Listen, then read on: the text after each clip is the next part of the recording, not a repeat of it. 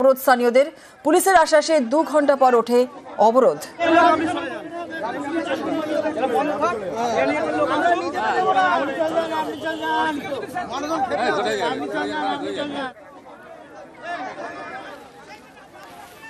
এখানে অ্যাক্সিডেন্ট হতেই থাকছে। 10টার পরে এখানে সিভিক থাকে না, যে সে পার হয় আর দুর্ঘটনাগ্রস্ত হয়। এতে ক্ষতি কাদের হচ্ছে? আমাদের দিঘনগরবাসী। আমাদের একটাই দাবি, এখানে যেন একটা ওভারব্রিজ হয়, উপর দিয়ে ন্যাশনাল হাইওয়ে চলে যাক, আমরা নিচ দিয়ে চলে যাবো। ট্রাফিক থাকুক বা না থাকুক, আমাদের দুর্ঘটনা হবে না।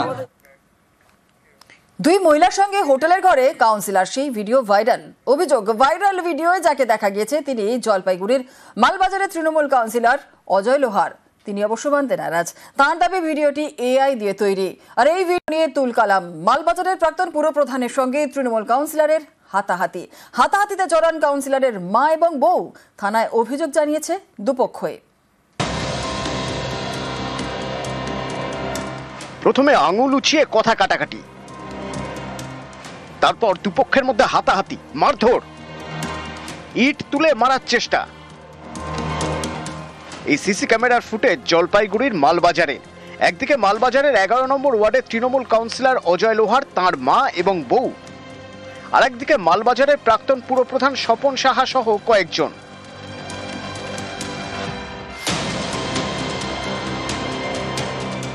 এই অশান্তি একটি ভাইরাল ভিডিও ঘিরে মঙ্গলবার একটি ভিডিও ভাইরাল হয়।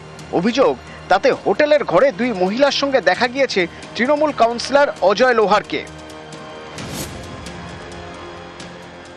আমার সেই ভিডিও বানায় এআই মাধ্যমে একটা ভিডিও রিলিজ করা হলো, সেটা নিয়ে আমার বাড়ি পারিবারিক পুরোপুরি টেনশনেই ছিল। এই ভাইরাল ভিডিও নিয়েই মঙ্গলবার উত্তেজনা। মালবাজারে একটি সরকারি স্কুলের সামনে রাস্তায় হাতাহাতি। একদিকে প্রাক্তন পুরপ্রধান স্বপন সাহা, আরেকদিকে অজয় লোহার এবং তার মা এবং বউ। এআই মাধ্যমে একটা ভিডিও রিলিজ করা হলো, সেটা নিয়ে আমার বাড়ি পারিবারিক পুরোপুরি টেনশনেই ছিল।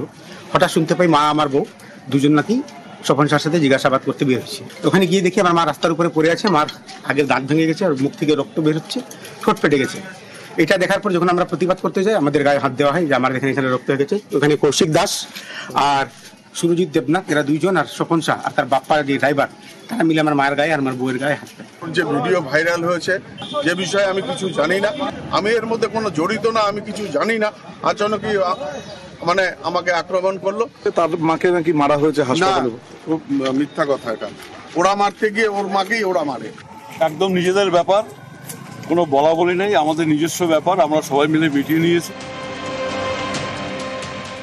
জলপাইগুড়ির মালবাজার থেকে রকি চৌধুরী, নিউজ 18 বাংলা। কালীপুজো এসপির বাংলোর কাছে শব্দবাজি ফাটানোয় লাঠিপেটা। কোচবিহারের পুলিশ সুপারের বিরুদ্ধে মারধরের অভিযোগ। মঙ্গলবার তাঁর বাংলোর কাছে বিক্ষোভ দেখান স্থানীয়রা। তাদের মধ্যে 10 জনকে গ্রেফতার করে পুলিশ। আর এই নিয়ে রাজনীতির হাওয়া গরম।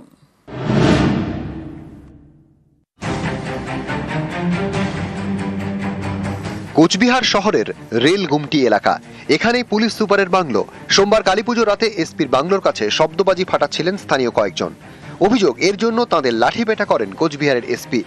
এ নিয়ে পরের দিন অর্থাৎ মঙ্গলবার এসপি বাংলোর কাছে বিক্ষোভ দেখান স্থানীয়রা। 10 বিক্ষোভকারীকে গ্রেপ্তার করে পুলিশ।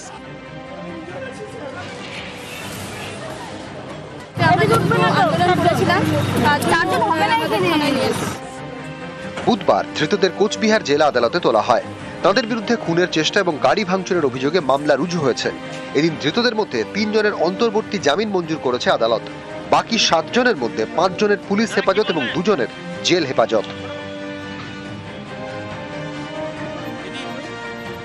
এখানে পুলিশ যেটা মামলা দিয়েছে যে এরা হচ্ছে রাস্তা অবরোধ করেছে, কিন্তু আমরা রাস্তা অবরোধের কোনো ধারা এই মোকদ্দমায় দেখতে পাইনি।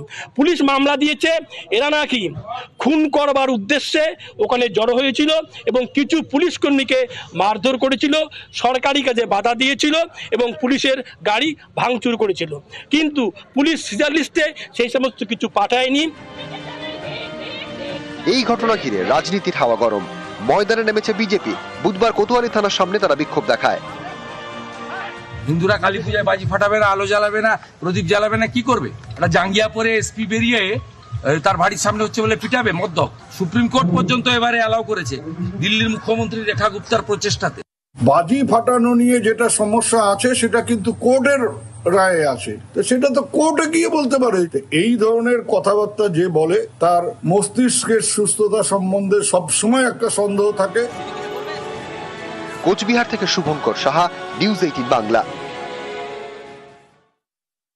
কালীপুজোর রাতে শব্দবাজির দাপট আর পরের দিন দিওয়ালিতে শব্দদৈত্যের দৌরাত্ম্য তুলনায় কম, তবে বায়ু দূষণের মাত্রা উদ্বেগের।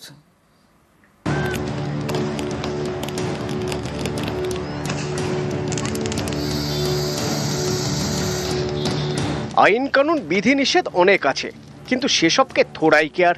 একদিন বাজি ফাটালে কি আর এমন হবে, এ কথা মনের ফ্রেমে বাঁধিয়ে রেখে দুমদাম বাজি।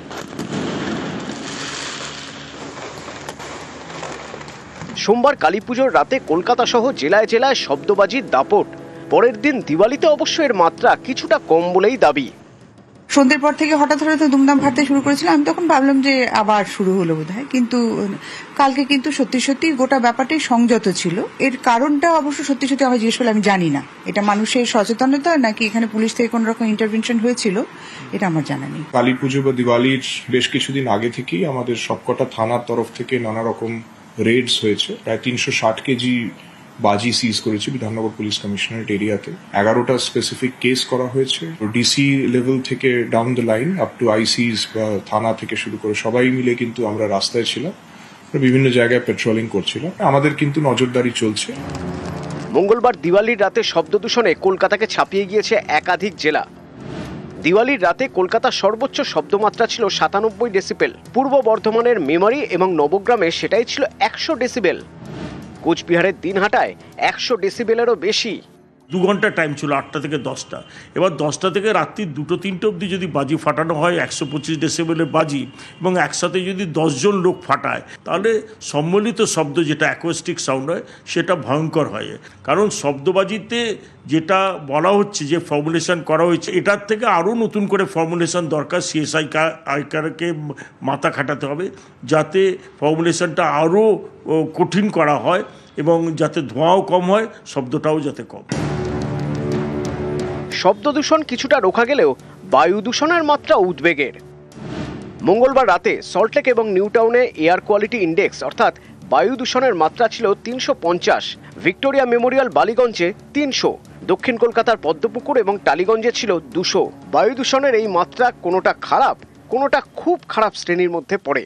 এই দুদিনে যা দূষণ বেড়ে গেছে সেটা ভয়ঙ্কর। বিশ্ব স্বাস্থ্য সংস্থা বলছে এই যে সূক্ষ্ম ভাসমান ধূলিকণা কোনোভাবেই 15 মাইক্রোগ্রাম প্রতি ঘনমিটারে হওয়া উচিত না, সেখানে আছে 200, মানে অন্তত প্রায় 15 থেকে 20 গুণ বেশি আছে। এতে সবথেকে বেশি ক্ষতিগ্রস্ত হচ্ছে যারা বয়স্ক লোক আছে, শিশু এবং সন্তান সম্ভবা মা যারা আছেন। নিউজ 18 বাংলা। কালীপুজোর অনুষ্ঠানে মতদের তাণ্ডব, অনুষ্ঠান মঞ্চের সামনেই তুমুল মারামারি। আলিপুরদুয়ার জংশনে কালীপুজোয় রীতিমতো উত্তেজনা, সামাল দিতে ঘটনাস্থলে যায় পুলিশ বাহিনী।